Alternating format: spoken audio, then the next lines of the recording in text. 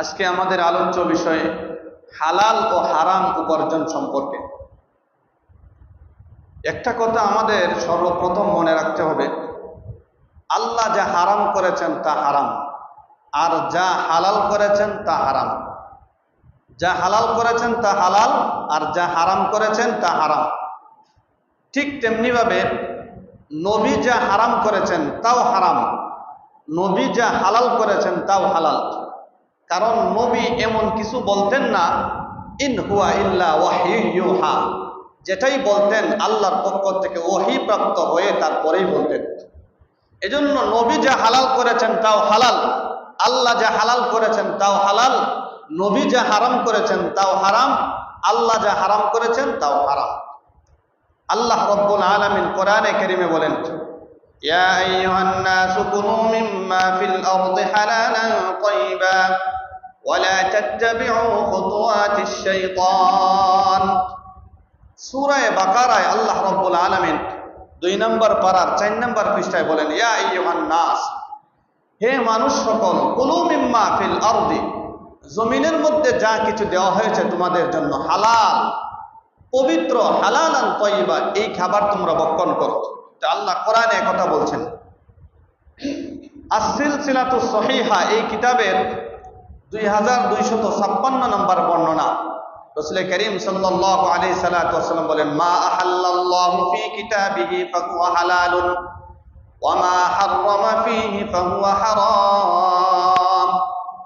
আল্লাহ রাসূল বলেন, মা আহাল্লাল্লাহু ফিহি ফি কিতাবিহি ফাহুয়া হারাম। আল্লাহর কিতাবের মধ্যে আল্লাহ যা হালাল করেছেন তা হালাল, ওয়া মা হাররামা ফিহি ফাহুয়া হারাম। আল্লাহর কিতাবের মধ্যে যা হারাম করেছেন, অর্থাৎ কোরআনে কারীমে যে স্পষ্ট আছে হালাল এবং হারাম, এর বর্ণনা তো কোরআনে কারীমে স্পষ্ট আছে।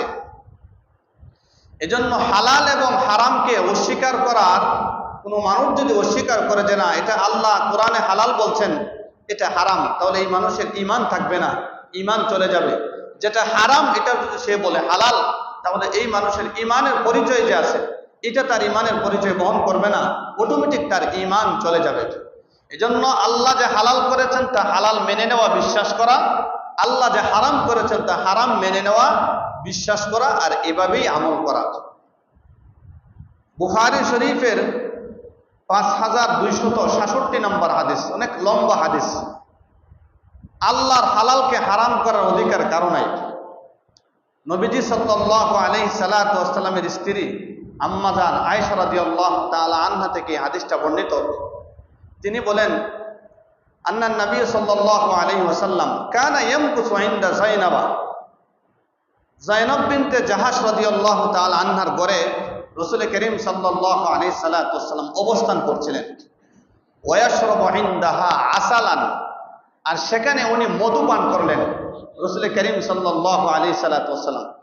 আর এদিকে হযরতে আয়েশা রাদিয়াল্লাহু তাআলা আনহা এবং কি হাফসা রাদিয়াল্লাহু তাআলা আনহা, ওনারা দুইজনে পরামর্শ করলেন যে রাসূল সাল্লাল্লাহু আলাইহি সাল্লাতু ওয়াসাল্লাম যায়নাব বিনতে জাহাশের ঘরে বেশি সময় অবস্থান করতেছেন, তাহলে আমাদের যার ঘরে আগে আসবে, ওনারা দুইজনে পরামর্শ করে যার ঘরে আগে আসবে আমরা বলবো যে উনি যদি আসে তাহলে আমরা মধু খেয়ে আসলে আমরা বলবো কি আপনি মাগাফির খাইছেন, আপনার মুখ থেকে দুর্গন্ধ আসতেছে, আপনি কি মাগাফির পান করছেন।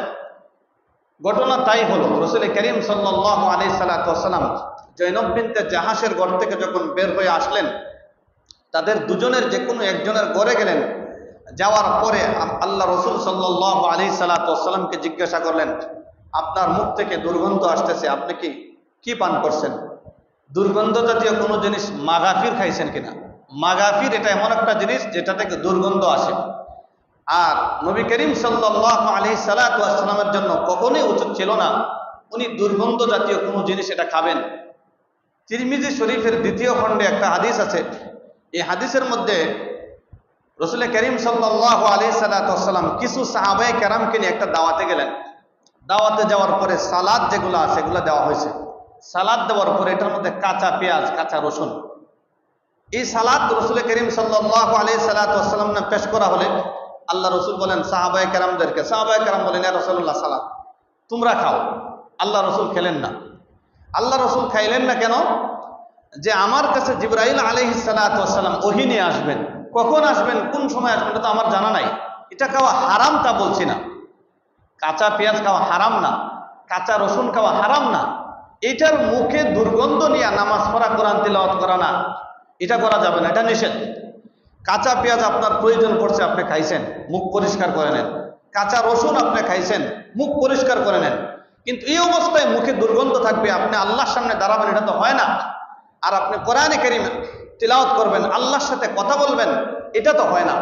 এজন্য রাসূল করিম সাল্লাল্লাহু আলাইহি সাল্লাতু ওয়াস সাল্লাম বলেন যে আমার কাছে ওহী আসে, জিবরাইল আলাইহিস সালাতু ওয়াস সালাম কখন আসবেন তা আমার জানা নাই। কখন আসবেন, যদি এসে আমার মুখে দুর্গন্ধ পান তাহলে উনি হয়তো আমার সাথে সাক্ষাৎ করবেন না। তাহলে রাসূল করিম সাল্লাল্লাহু আলাইহি সাল্লাতু ওয়াস সাল্লামের জন্য কখনোই উচিত ছিল না দুর্গন্ধযুক্ত কোনো জিনিস এটা খাবেন, এটা হয় না। তো আম্মাজান আয়েশা আর হাফসা রাদিয়াল্লাহু তাআলা আনহা পরামর্শ করলেন যে উনার ঘর থেকে আসলে আমরা এই কথা বলবো, আপনি মাগাফির খাইছেন কিনা।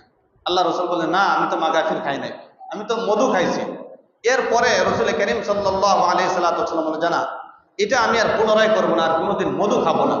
এই যে উনি বললেন, আল্লাহ কোরআনে কারীমের আয়াত নাযিল করলেন সূরা তাহরিমের। আল্লাহ বলেন, ইয়া আইয়ুহান নাবিয়্যু লিমা তুহাররিমু মা আহাল্লাল্লাহু লাক। আল্লাহ রাব্বুল আলামিন যা তোমার জন্য হালাল করেছেন এটা তুমি হারাম করতে পারো না। তখন আম্মাজান আয়েশা রাদিয়াল্লাহু তাআলা আনহা, হাফসা রাদিয়াল্লাহু তাআলা আনহার ব্যাপারে আয়াতে বলা হয়েছে তারা যদি তওবা করে ফিরে আসে আল্লাহ ক্ষমা করবেন। তখন তারা তওবা করলেন। এখন প্রশ্ন হতে পারে তারা কেন বললেন? তো মুহাদ্দিসিনে কেরাম অনেক কথা বলছেন যে রসুলের সান্নিধ্য সব স্ত্রীরাই চাইতেন বেশি লাভ করার জন্য, ওনার মর্যাদা যাতে বৃদ্ধি পায়। আমার ঘরে যদি বেশি থাকেন তাহলে আমার মর্যাদা বেশি বৃদ্ধি পাবে, আমি অনেক জিনিস জানতে পারবো, অনেক জিনিস শিখতে পারবো। এজন্য তারা দুইজনে এই পরামর্শ করলেন। এরপরে দেখা গেল এই পরামর্শের মাধ্যমে তারা এই কাজটা এটা ভুল করলেন। আল্লাহ কোরআনে কারীমের আয়াত নাজিল করে তাদেরকে সতর্ক করে দিলেন, তারা এখান থেকে ফিরে আসলো। এটা বুখারী শরীফের 5266 নম্বর হাদিস থেকে আমরা পাইলাম। তাহলে যেই জিনিস আল্লাহ আপনার জন্য আমার জন্য হালাল করেছেন এটাকে আপনি আমি হারাম করার কোনো অধিকার আপনার আমার থাকে না, আপনি আমি করতে পারি না। যেটা আমার জন্য হারাম করেছেন এটা হালাল করার কোনো উপায় নাই। এখান থেকে যারা নাকি আহলে কোরআন এক গ্রুপ আছে, এরা এই জিনিসটা দলিল বের করতে চায়, এরা শুধুমাত্র কোরআন মানে আর হাদিস মানে না। যারা নাকি শুধুমাত্র কোরআন মানে হাদিস মানে না, তারা জাতিকে ধোঁকা দিতে চায়, জাতিকে বড় একটা জিনিস থেকে বিরত রাখতে চায়, সেটা হলো নামাজ। কোরআনে কারীমে আল্লাহ বলছেন, আকিমুস সালাতা ওয়া আতুজ যাকাত, নামাজ কায়েম করো, যাকাত আদায় করো। জোহরের নামাজ কয় রাকাত কোরআনে কারীমের কোথাও নাই। জোহরের নামাজ 4 রাকাত কোরআনে কারীমের কোথাও নাই। ফজরের নামাজ ফরজ নামাজ কয় রাকাত কোরআনে কারীমের কোথাও কোনো আয়াতে নাই। আসরের নামাজ কয় রাকাত কোরআনে কারীমের কোথাও কোনো আয়াতে নাই।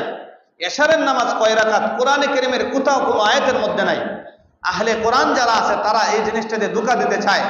আহলে কোরআন মানে কোরআন ওয়ালা, শুধুমাত্র তারা কোরআন মানবে, হাদিস মানবে না। আমাদের দেশেও একটা শ্রেণীর মানুষ আছে, এই যে মনে করেন তারা শুধুমাত্র কোরআন মারে। আল্লাহ কোরআনে কারীমের মধ্যে বলছেন সূরা আহকাফ, সূরা ফাতার মধ্যে আল্লাহ বলেন, মুহাল্লিকিনা রুউসাকুম ওয়া মুকাসসিরিনা লা তাখাফুন। মুহাল্লিকিনা রুউসাকুম, যখন হাজী সাহেবরা হজে যাবেন, পুরুষ যারা আছেন তারা তাদের মাথা মুন্ডন করবেন কুরবানি করার পরে। মুহাল্লিকিনা রুউসাকুম ওয়া মুকাসসিরিনা লা তাখাফুন। আমাদের একজন হুজুর পড়াইতে সময় বলছিলেন যে কোরআন যারা মানে তারা দেখা গেল হাদিস তো মানে না, হাদিসের দিকে তাকায় নাই। মহিলাও হজ করতে গেছে, হজ করার পরে মহিলার চুল কি করছে, মুন্ডন করে ফেলছে। মুহাল্লিকিনা রুউসাকুম কোরআনে আছে তোমাদের চুল মুন্ডন করো, কিন্তু এটা তো মহিলাদের ক্ষেত্রে বিধান না, এই বিধান তো পুরুষদের ক্ষেত্রে। মহিলাদের ক্ষেত্রে বা সামান্য একটু কাটবে। ও মুকাসসিরিনা লা তাখাফুন। কিন্তু এই যে কোরআন মানার কারণে হাদিস যে মানে না, হাদিস যে ব্যাখ্যা হিসাবেও নেয় না, এজন্য এই বিভ্রান্তিতে পড়ছে। এজন্য শুধুমাত্র কোরআন মানলেও আপনার আমার বাঁচার কোনো উপায় নাই। কোরআনের ব্যাখ্যা হলো হাদিস। কোরআনে অনেক জিনিস অস্পষ্ট, এগুলার ব্যাখ্যা স্পষ্ট রাসূল করিম সাল্লাল্লাহু আলাইহি সাল্লাতু ওয়াস সাল্লাম হাদিসের মাধ্যমে দিয়েছেন। এজন্য যারা আহলে কোরআন এই দাবি করে তারা মুসলমানদেরকে, মুমিনদেরকে একটা জিনিস থেকে পরিপূর্ণরূপে বিরত রাখতে চায়। কারণ তখন কোরআন যদি আপনি মানেন, কোরআনের কোথাও এই বিষয়গুলো নাই। ফজরের ফরজ নামাজ কয় রাকাত, মাগরিবের ফরজ নামাজ কয় রাকাত, জোহরের ফরজ নামাজ কয় রাকাত, আসরের ফরজ নামাজ কয় রাকাত, এশারের ফরজ নামাজ কয় রাকাত, এই যে বিস্তারিত যে বিবরণ, এটা কোরআনের কোথাও নাই।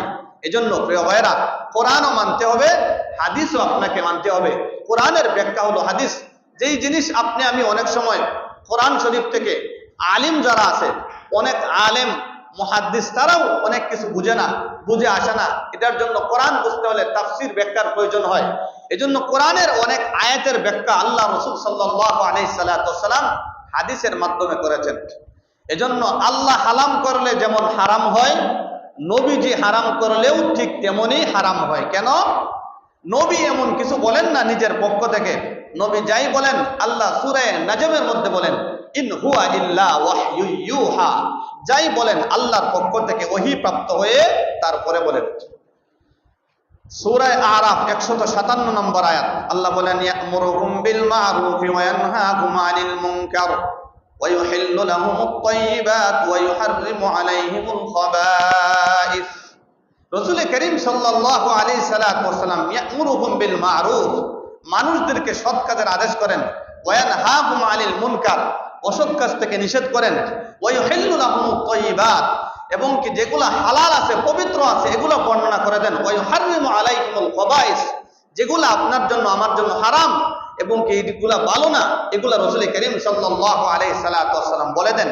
রাসূল বলে দিলেও, আল্লাহ বললে যেভাবে হারাম, রাসূল বললেও সেভাবে হারামকে হারাম মানতে হবে। আল্লাহ যদি কোনো কিছু হালাল বলেন, এটাকে যেভাবে হালাল মানতে হবে, রাসূল বললেও এই হালালকে আপনার হালাল মেনে নিতে হবে।